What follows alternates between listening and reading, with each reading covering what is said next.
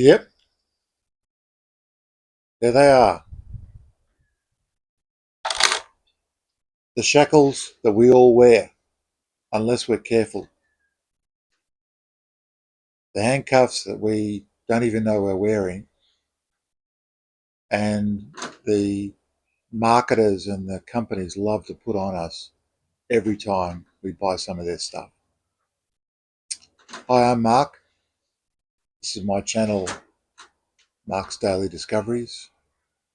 And it's not so much that it's a daily discovery of mine about the shackles that we can easily wear um, around money, but I wanted to raise it as a topic to also prompt some discussion amongst people who come to the channel, because I think it's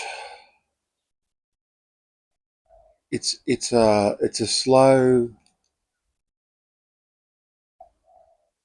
slow death for a lot of us unless we allow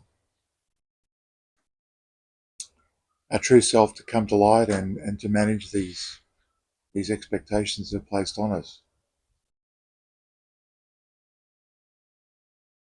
Some people call it being caught up in the rat race, keeping up with the Joneses, um,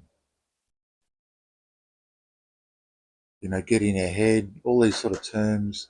They put a lot of pressure on us psychologically in other ways that I think is really harmful, um, and not great for our long-term well-being. The dream that I was brought up with, and maybe you, was you did okay at school and tried hard and got a good grade, and maybe went to university or did some further education, got a qualification, got a good job, good pay, some stability. Um, maybe met somebody, got married, or settled down with them, bought a property, maybe had some children. You know the script. I don't need to keep going. And then maybe if you work really, really hard over life, you might have enough money for some retirement, travel, spending time with your grandkids. Well, that dream is gone if it was ever possible. Maybe it was partly possible. But so many changes are happening now that it's um, it's a mirage. I don't think it's a dream anymore. That sort of speckly image off in the horizon that you run towards, and you hope that by the time you get there, you're lying next to this lovely, cool pool of water and under a palm tree and eating dates, or even better, a cocktail. Whew, wake up! Time to wake up. Um, the, these handcuffs, they're meant to illustrate the shackles that um, business and buying stuff puts on us over time, and they become stronger and stronger the more we allow them to just take over our lives. And it happens bit by bit, minute by minute, day to day, year after year. And for some people, the shackles become so overwhelming that forget about the big dream, just being able to live day to day just becomes impossible. And they become homeless or lose any sort of stability, relationships. It all just goes from bad to worse. It's a big topic, but I think it's worth tackling. And I think one way that I've learned, I'm no expert. I'm like everyone, just try stuff in life. But one way that I've been able to sort of not allow marketers and companies to keep selling me stuff I don't need, don't have the money for, and I don't want to borrow to buy, is to try and live a more simple life. Try and understand what I really value in life, and put my energies and efforts into that. Um, it was probably about 25, 30 years ago that I realised that um, the message that I was getting on the media and TV and internet about the next thing to buy, a new TV screen or a new phone, was trying to unsettle my sense of stability inside me, and that I wasn't going to be okay unless I had this latest thing. And so it appeals to a inner fear of being relevant, of being up to date, of being okay, about being respected by others. And it's absolutely a load of shit. It's a crock of shit that we've been sold, and it's destroying people's lives. Just like rust, rust on a car eventually just eats away, and you can no longer drive it because it just becomes a real death trap. And that's what's happening to our lives. We get caught on this merry-go-round of, sorry, I've got flies here. It's a very hot day, so they've come out to enjoy themselves. Um, Maybe by the end that you might even know them by name. Um, yeah,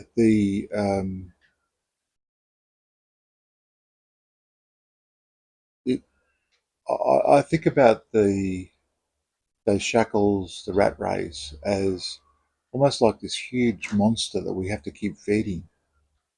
And no matter how much you feed it, the monster just keeps getting bigger and bigger, and its appetite gets bigger and bigger, and it's never satisfied. And that monster kind of grows within us. Um, I remember applying for a credit card in the past, and I think I wanted $6,000 credit limit because I was traveling and wanted that just as a backup. And the business or the bank came back to me and was pushing me to increase it to 26,000, $20,000 more. And one little part of me in my brain said, wow, they must really trust me. They must think I'm a good customer. They've given me all this extra credit. Maybe I should do it. Maybe, la la la la la, just on and on. And then I stopped and went, hang on, they don't care about me. They don't care or think that I'm a great guy. They just have done some sums on what I earn and my spending patterns and whatever else they've been able to mine from my banking statements, and said, we can really get this guy into a lot of debt if he wants it. And at 20% interest, whew, money for jam. Let's do this. So the only thing that held me back in taking on that um, high credit limit, and potentially spending it all on stuff that by now I wouldn't even remember, let alone have any value, was that little voice inside me that said, "No, this is not right. It doesn't smell right. It stinks. They're trying to manipulate me. They're trying to push me into um, a life of servitude. A life of being in shackles." And I said, "No way." And I went back. This is the real punchline. You love this. I went back and I said, "Look, I don't want $26,000. I'm happy with 6,000 things. That's what I want." And the person said, the bank representative said, "Oh, but you don't realise that unless you take this offer now, it'll expire and it won't be available for 12 months. More pressure." And I said to them, "That's fantastic. I couldn't think of a better result. Yep, uh, let's go that way." And they were like shocked that somehow their last tactic of getting me back in the shackles um, just wasn't working. And this is why, although you can see those handcuffs, they're invisible. That's the really scary thing is when you're in handcuffs. The police put on. You're held back, and the handcuffs of debt, consuming more and more, whatever messages we take on, become these invisible shackles, chains on us that we don't even fully understand they're there. How scary is that? Until, I don't know, the bailiffs arrive and knock on the door, or you get a letter of demand, or they come and repossess your car, or you lose your house. That's the real kind of hard edge of the shackles. Meanwhile, the banks and the companies have made so much money off you that you just become this like slave until such time that you're no good to them anymore. So I want to raise this topic as a really serious one for discussion. I don't want you know my friends, my community, the people around me to allow these creeps to control our lives. It's not fair. It's not right. It's unjust. It's corrupt. Um, how could you ever do that to other people? And particularly people who aren't aware. They're manipulating people who are unaware of the decisions they're making. In fact, unfortunately, a lot of these companies have very highly paid psychologists and behaviouralists who are employed, and to inform them about behavioural techniques to get people to buy and commit to debt. What a job! How do people like that sleep at night? Beyond me. I remember working in a company. This is a true story. And I really felt like I needed to have a cold shower after some of the stuff that they went on about. They'd put up sales projections and products and all this. And a common term they would often use is their strategy to get an extra slice of the customer's wallet. So that was a shorthand for them to increase their market share. But that image has always stayed with me. The idea that companies are deliberately attempting to put their hand into your wallet. I know a lot of us don't carry cash anymore, but even the digital wallet, and take out money that you own, just so they can sell stuff and get bonuses and la la la. They don't care about you. You're like this almost dead carcass that they're trying to like raid your digital wallet. And I just thought it was not only unethical, it was really creepy. It was off. Um, and I knew about then that I just couldn't keep going in that workplace. It was just beyond the pale. So think about, for most of us, we just do our best. We try and live day to day. We make the best decisions we can. But um, keep in mind that if it feels so tempting and difficult to push back at all this onslaught of selling you stuff, selling you dreams, selling you a better lifestyle, it's it's not an accident that it's really tough. It's because there are many, many people paid a lot of money in these companies to appeal to our fears, to our appeal to our sense of missing out, to make us scared, to make us uncomfortable if we don't buy stuff, if we don't go to that destination, because they'll say stuff like, "You deserve it." You deserve. No doubt you deserve a holiday, but do you deserve to go into debt thousands of dollars to go and sit on a beach that looks nothing like the pictures? It's actually surrounded by hundreds, maybe thousands of other people who've bought into the same crap story, and find there's nowhere really tranquil on the beach to sit down and enjoy themselves. Or they cut themselves on the sand because some idiots left some litter. rubbish on the grass and on the sand, and they've cut themselves. So much for the dream of you deserve it.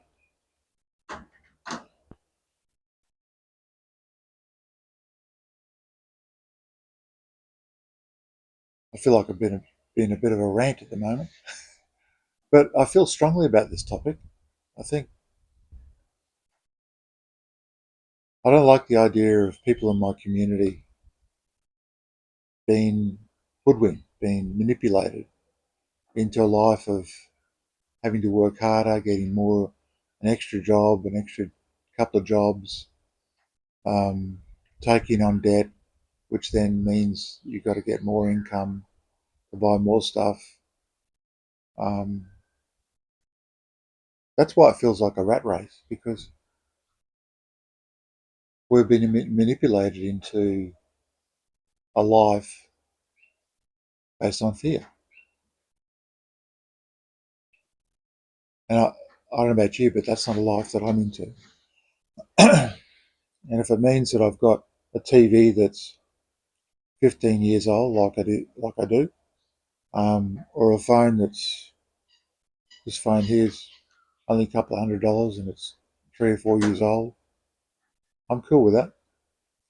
If people don't like me as a friend or don't want to be with me because I've got an old phone, well, they're not the sort of friend I want.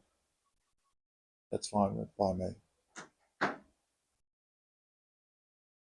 Um, and here's the real thing that no one told me when I was younger, and I hope if you're a younger person, you at least stay open to this message: is that when you first start working, that's when the banks and the companies really want to latch onto you because they know you've got earning capacity, not just now, but for 40, 50 years down the track. And that's why they're all over you, in your feeds, in your socials, any way they can get you. They want to get you with some of these on.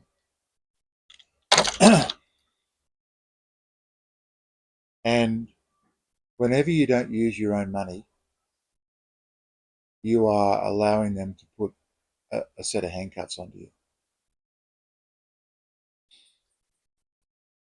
And the more you get into car loans, um, buy now, pay later, credit cards, you name it, all the stuff, the more uh, you're giving up your financial freedom and also your psychological freedom to servicing these crazy debts that um, ultimately I don't think will make you that much happier. Maybe in the moment it's nice to be able to show your friends this or that or take a selfie, whatever. But it's not sustainable. And it's a lie. It's an absolute lie that all of us have been sold for so many years.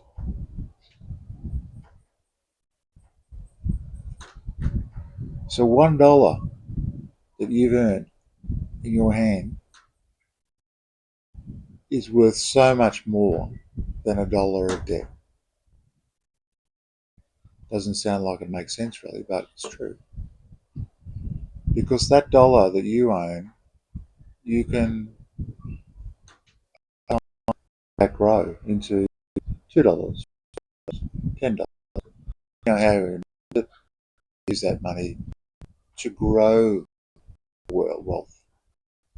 You use money on something, it's gone. The money that you've worked really hard for in your job, day in day out, you're literally taking it out of your pocket and giving it to somebody else, and they've given you something that is not nothing like the value of what you earned, and they give you something that immediately it's almost worth not much at all. Might be worth something to you for a little while, but it just vanishes in value. And here's the clincher. Not only have you got this thing that maybe over time you don't even want anymore, we don't find useful, um, you got to pay the debt off. So you've maybe put some money into it, but you might have some debt that then you've got to service for months, years, decades sometimes, uh, just for that one transaction. So, and you miss out on this magic of compounding. So I'll give you an example. If you've got $20,000 that you want to spend or just use in some way, one choice is you can buy a car for $20,000. Nowadays, it's probably a used car. You buy that, it gets you from A to B, etc. Perfectly fine. But in a couple of years, that $20,000 car might be worth 10,000. That's hardened in value. If you put that same 20,000 into some sort of interest earning investment, um, you know, your retirement fund, the share market, if you do it well, it it continues to grow upon growth. So in the share market, often it grows at, you know, 6-7% on average. Sometimes, of course, it goes down, but that means that every year, over 10 years, that 20,000 will have grown, maybe more than $30,000 or even more. Whereas if you'd spend that on a car or a holiday, it's disappeared, it's gone. So you see the vast difference between money that works for your future, and money that just disappears into the air. And more importantly, when you've got money growing for you, you're not wearing these anymore because it's your choice, it's your money, and you've got control over it. You give money over to somebody you buy stuff from, you're giving the control to them. They have control over your money. They expect you to make payments.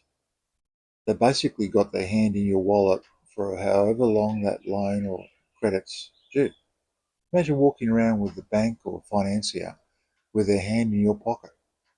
That's literally what debt and buying stuff we don't need does to us. If that doesn't give you the creeps, what will? So it's an important topic I wanted to bring up. I'd love to hear your comments. How have you dealt with these sort of challenges?